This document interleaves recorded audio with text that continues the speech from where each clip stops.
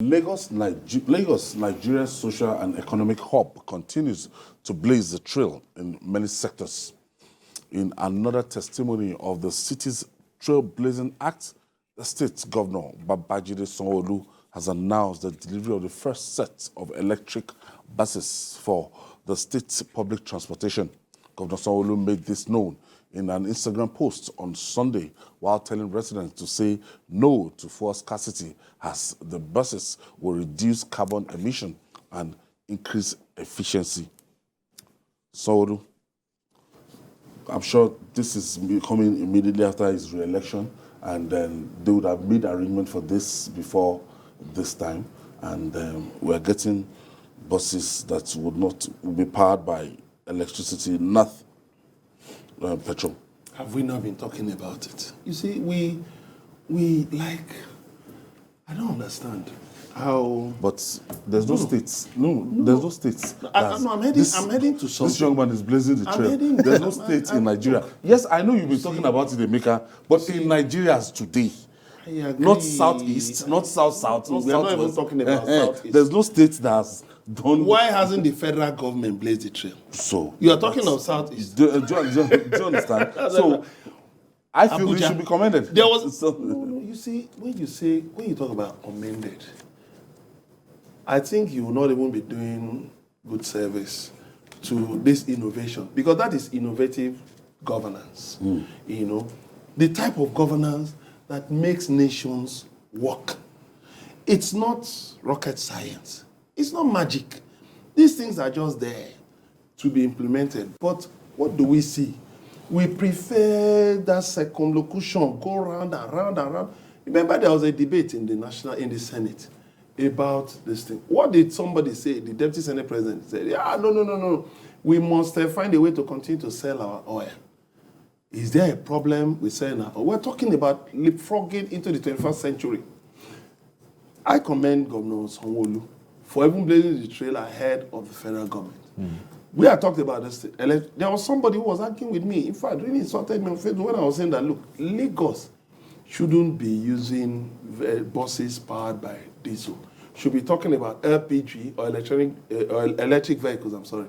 Person insulted me and I was talking. I said, what is all this? Why is it difficult for us to look into the future and take lessons from other nations? But I'm happy. It is here. The only thing I'll ask is that these buses should be well maintained.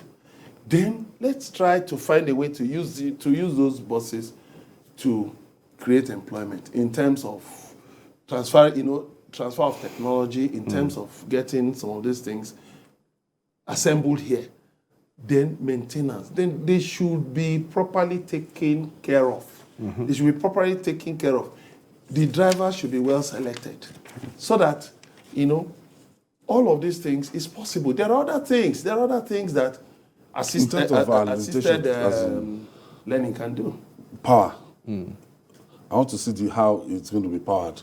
Yeah. Is power not going to be a major limitation to this? With the new law giving states the power for them to generate and distribute and even transmit electricity, it won't be difficult. I think they want to do this in partnership with Orlando, I think. So it's a pilot phase. We want to see how it works. I know it was in London that I know that you can't take fuel-powered cars. They stopped it completely. You can't even drive it into anything that is fuel. You can't drive into London, the city of London. So, and they banned it for life. So it's only when you have electric cars like this. That is what, even the buses there, they use electric cars.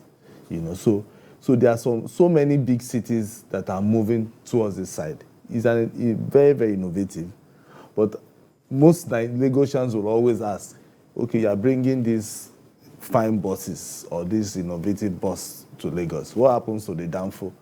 The downfall that even look at our BRT buses. Go and look at the side. Everywhere is, dented. Why? Because of some of these yellow buses. So how do you now ensure that these new buses have their own routes, or if they are going to use the same BRT route? And they won't, just like he said, you're also going to train drivers to drive this properly. there are some BRT drivers that sometimes when they are driving, you will begin to wonder, You see is them it this same, dragging with you know, downfall they'll be drivers. dragging with the same yellow buses. You know, you're driving a bus, what this medium? is good. You know, the thing is, Sanwo-Olu has been bringing out fresh ideas. Like I keep telling people, I'll be selfish a bit. Sanwo-Olu is doing a train, the red line. Yeah. Very, very, very Powered important. by electricity, I think. Electricity, the blue line is powered. I think the red too will also be powered by electricity. So we need Lagos to be connected by rail, and it will make life very easy. So once you are bringing these innovative ideas, people are coming from the train, they are entering your electric powered buses. Then they have the last mile, or they are coming from the ferry, they are entering. You understand? Yeah. So it is connected. Yes, it should be a continuous, a seamless. It's connected. Seamless, so it becomes easier, and then people will appreciate whatever innovation that you are bringing. I think that is the best thing. This is what is good. It's a pilot phase. We want to see how it will work in Lagos. All right. It is 2023 Workers' Day, and on such days, issues about their welfare take the front burner. The Christian Association of Nigeria has called on the federal government and employers of labor to ensure that workers in the country are treated with dignity and respect. The president of Christian Association of Nigeria, Archbishop Daniel Oko, who made this call in his message to commemorate the day, urged government to provide workers with decent working conditions, fair wages, and job security.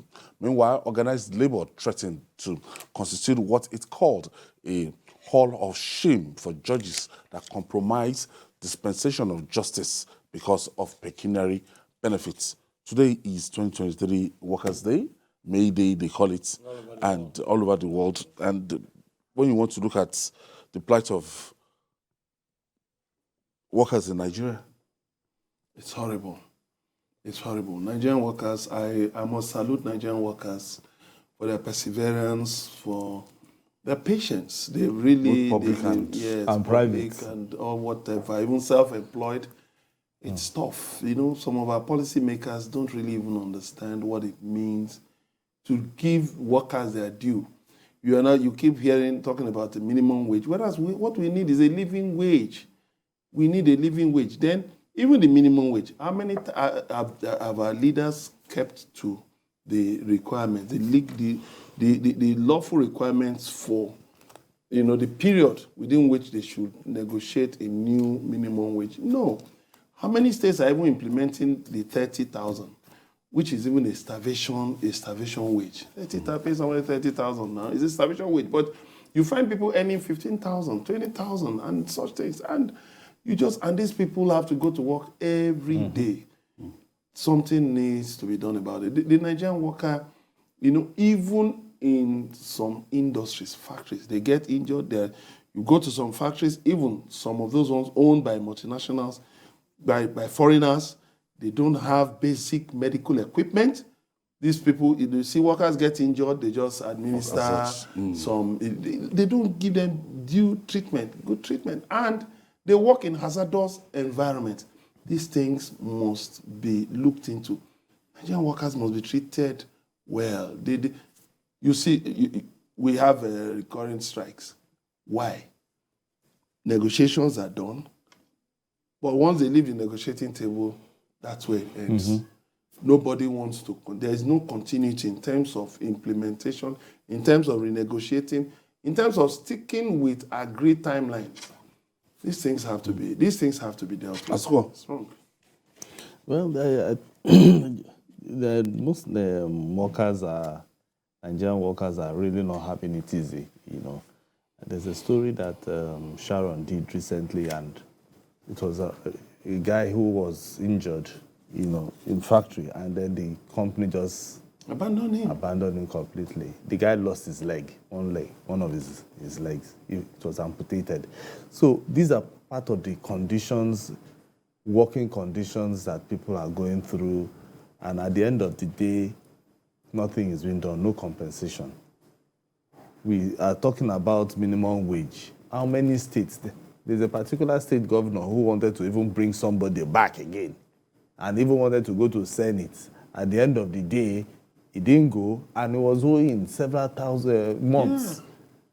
You know, I think it's even Abia State also. Abia State was owing. Our favorite governor, You know? Kwazu. Yes, We talked about he was owing. We were doing months, comparative analysis between months Kwazu and months. Dave Omahi Yes, of Ebonyi State. he was owing months and months, and then at the end of the day, he even wanted to go to Senate again. Kwazu, governor, wasn't. No, come on. Some people call him governor do nothing. Kwazu. No, but no, you know, Was he really doing nothing? There was a time. No, there was a time he actually, constructed one bridge for them in Abia State. But he's not the only one. There are several other governors owing a worker's salary. Just salary, 30,000. People rejected him. You know? He wasn't able to choose a successor. Yes, and he wasn't you able understand. to go to Senate. But why should you even owe? Because you are getting money. People are working for you. You have to pay them. You know? And apart from that, you won't even give people that respect. You know, there's one thing. Even if you are paying me, also respect my skill. Yeah, right, yes, as a worker. Yes. As a worker. Even respect my skill as a worker, yes. because that is the only thing. I'm giving you value, and you are making money from it. And so it means that you don't value me. That's why you are not paying me. The NLC will be threatening to name and shame judges that would have seen to be compromised the dispensation of justice. Yeah, do you remember some years ago Because of pecuniary benefits. the DSS raided judges' quarters? They went after alleged corrupt judges. But what has changed? The litigants get justice these days. I think it's a good idea. It's good that the NLC has that the workers, because if we have a compromised judiciary, it threatens the right of the worker. It ensures that the worker cannot get justice, that the right of the worker cannot be defended by the law. So it is very good that the NLC has decided to take this up on behalf of the workers. They should name and shame some of these judges. Mm-hmm. It is wrong when you hear what people go through, suffer to push cases through. One case will last for 20 years for nothing, just because a judge has been, his or her pockets have been padded, and then just treat litigants, even some litigants even die in the process.